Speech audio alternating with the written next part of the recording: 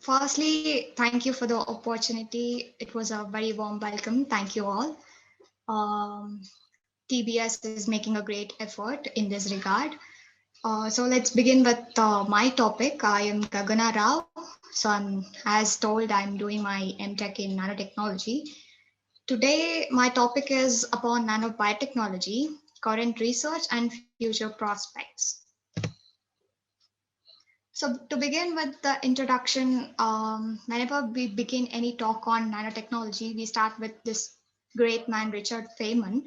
So he, on December 29th of 1959, gave a talk, in fact, a classic talk called There's a Plenty of Room at the Bottom. That was the title of the talk. So this was a beginning of the nanotechnology in which he stressed about the nanotechnology and various applications of nanotechnology. This talk has been widely hailed as the origin of nanotechnology. Since then, it began to emerge as a new technology. So, coming to nanobiotechnology, this was initiated by the development of AFM. I'm sure you might have been heard of this technology or the microscopy, that is atomic force microscopy. So basically, this is a microscopy which enables us to see the things at the atomic level. Say, for example, anything and everything is made up of atoms. So this microscope, it enables us to see things at the atoms level.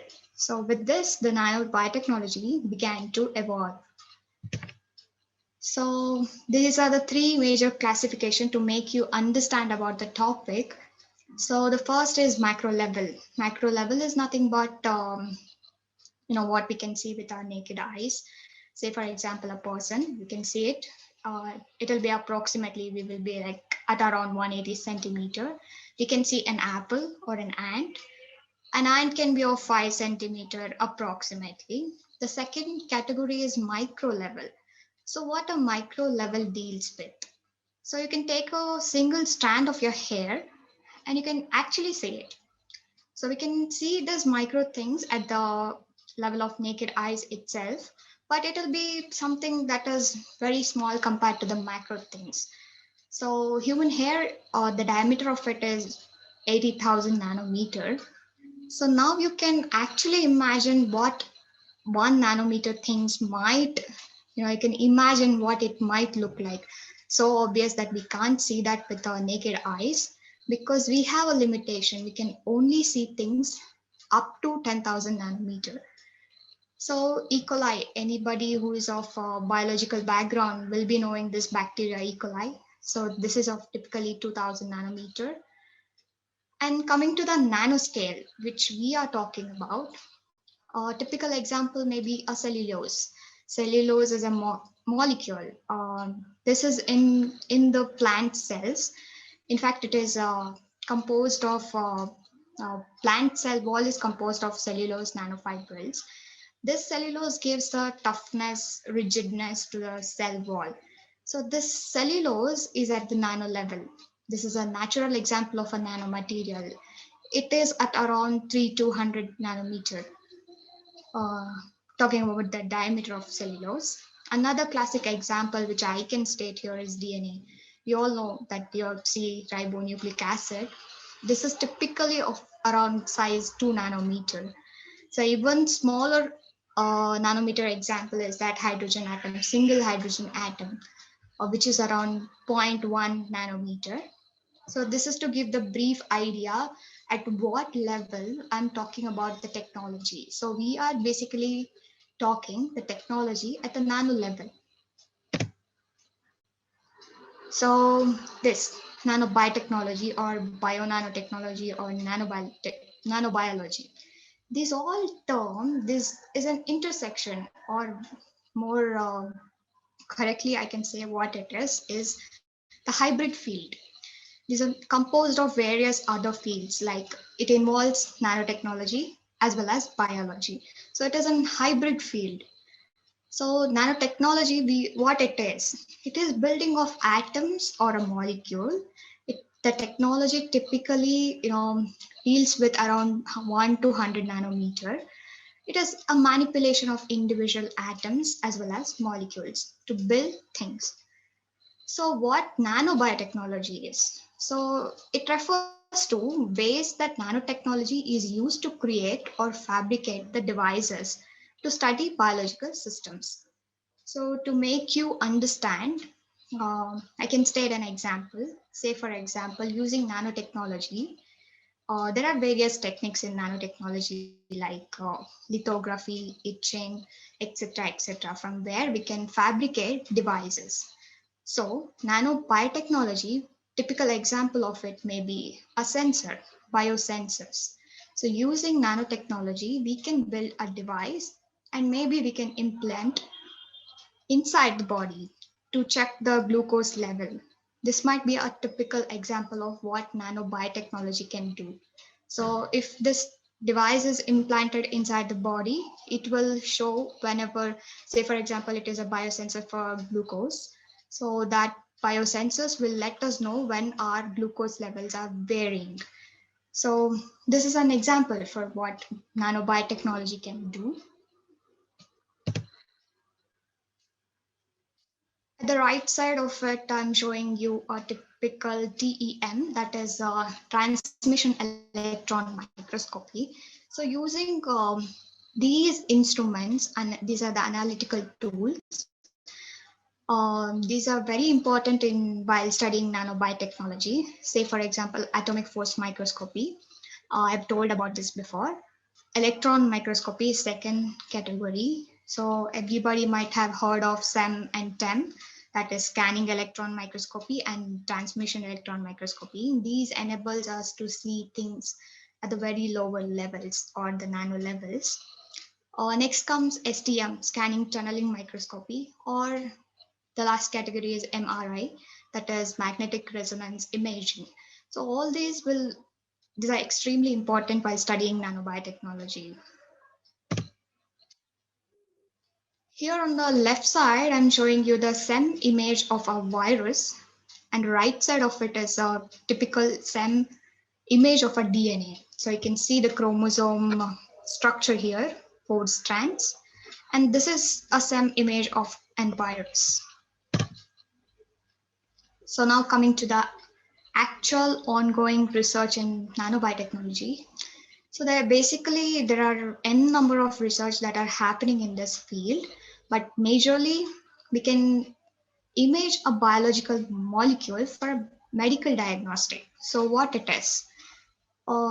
Say for example, to diagnose cancer, we need some tools, imaging tools. MRI, magnetic resonance imaging, is one such tool. So biological imaging can be done through this MRI scans. But these application of nanobiotechnology into these fields will enhance the capacity of such technologies. So we can implant this nanobiotechnology in the imaging fields and make it more effective. The second most ongoing research is advanced drug delivery. So I'll be talking about it in the further slides. The third category is biosensors. As I've told, glucose sensor, which I gave an example sometimes back, we can implant various sensors or we can develop various biosensors using nanotechnology, and we can detect the chemicals or we can detect the toxins or whatever it is. Based on the application, we can fabricate and develop biosensors.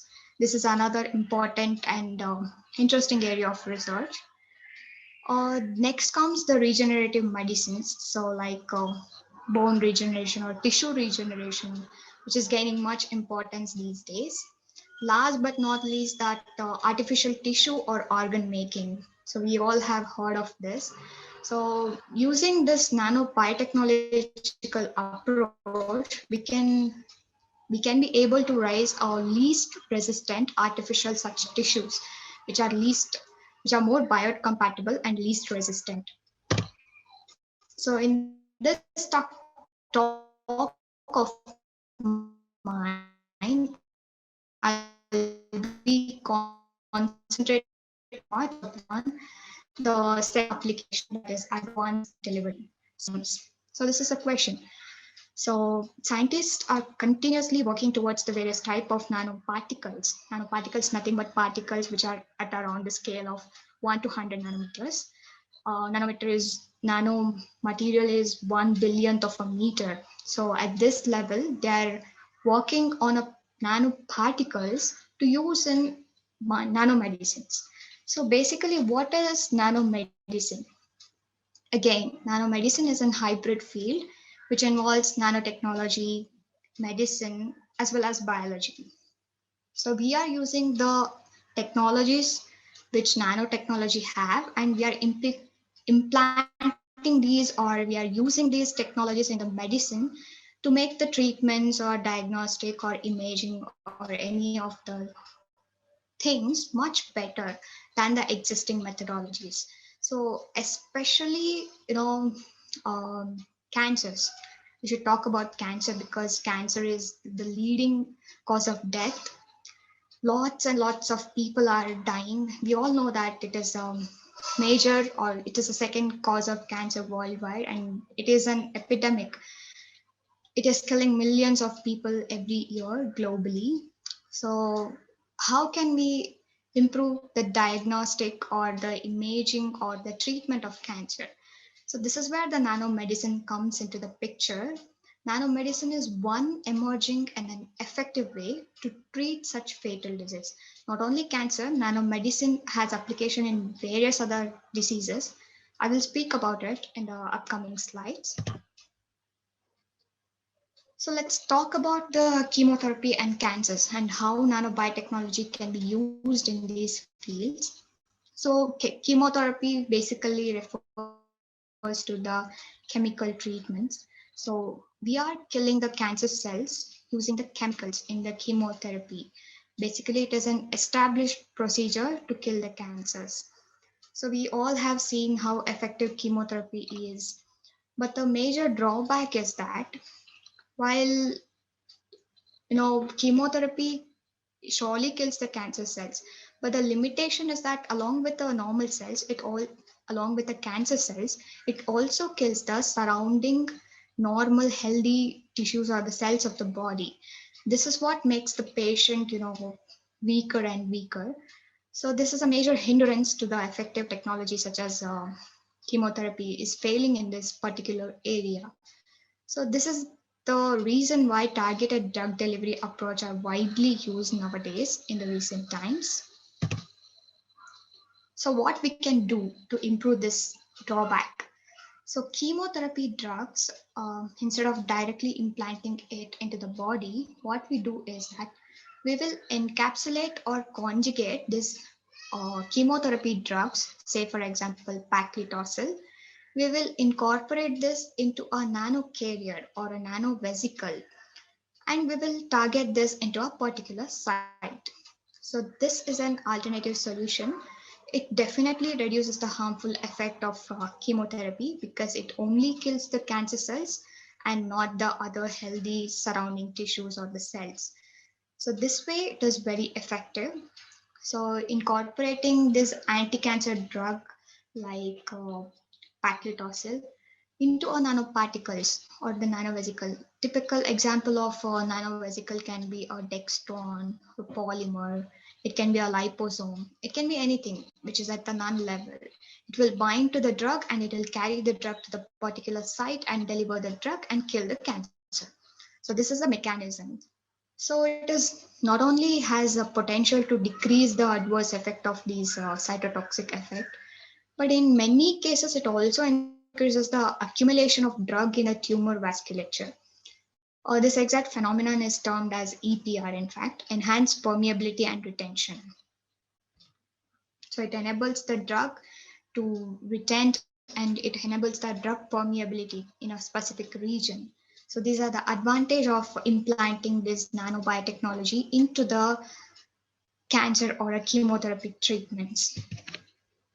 So this gives a clear idea. What I'm showing here is a carrier that is nothing but a nano carrier or something like PLGA, polylactic acid, or any polymer, and a drug. Drug can be like anti-cancer drug. We can combine these two and we can develop NEDD. So NEDD is nothing but the nanotechnology enabled drug delivery.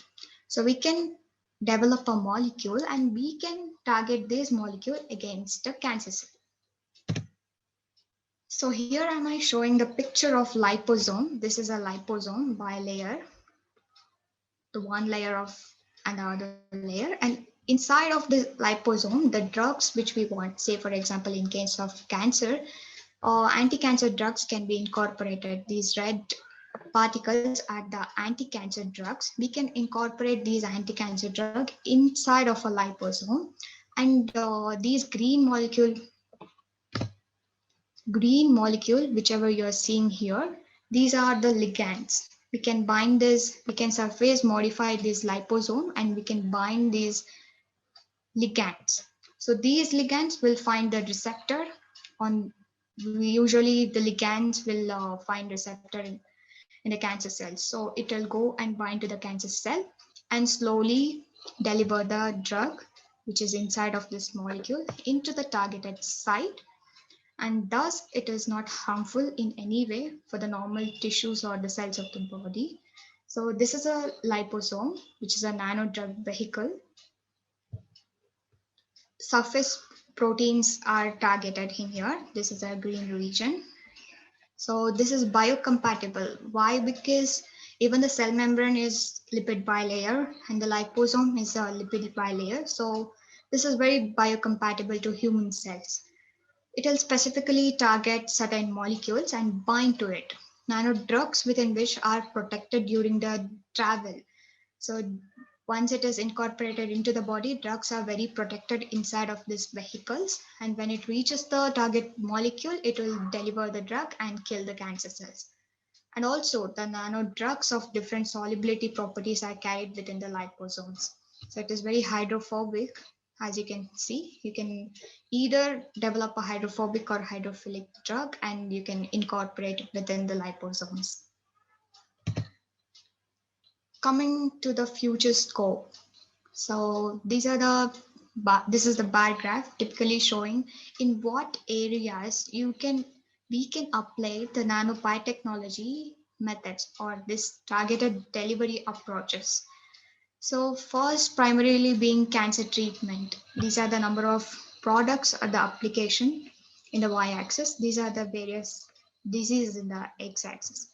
So we can treat cancers, infections, cardiovascular disease with this approach of nanoparticles. So the lighter blue is basically under investigation or under research particles. The commercially available particles are shown in the dark blue in here. And this light blue are currently being researched or investigated. So it is majorly used in cancer treatment. Secondly, infectious disease, hepatitis, or viral infection can also be treated with this approach. Various other things like cardiovascular or endocrine disorders, degenerative disorders, and others, etc. Application of nanotechnology in the field of medicine, it is creating a vast and greater impact day by day. But the thing is, it is still at the verge of development. It has not fully grown into the industry or commercialization, and it is still at the stage of infancy. So there's a lot to come, but the research has been began in this field. However, the potentiality of nanoparticles in improving the health cannot be neglected. It is very evident. There are a lot of data showing this particular statement. So it has a potential, but it is still at the verge of development. In the future, what can we expect? So nanomedicine will surely emerge as a full-scale alternative option to treat disease, at least to optimize the current existing methods to treat such fatal disease as cancer. Nanomedicine will surely become an alternative in the future sense.